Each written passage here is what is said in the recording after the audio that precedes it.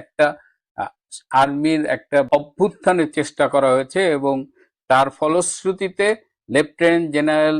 ফয়জুর সহ আরো 2-3 জন সামরিক কর্মকর্তাকে আটক করা হয়েছে এবং এই সংবাদটা কলকাতার একটা টেলিভিশন চ্যানেল থেকে বেসিক্যালি স্প্রেড করেছে এবং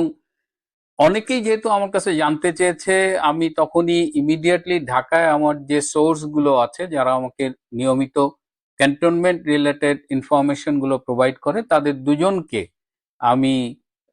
রিকোয়েস্ট করলাম যে আসলেই কি এরকম কিছু ঘটছে কিনা। তো তারা তাদের মতো করে খোঁজ নিয়ে আমাকে জানালো যে না, এরকম কোনো ঘটনা ঘটেনি, ঘটনা ঘটলে তারা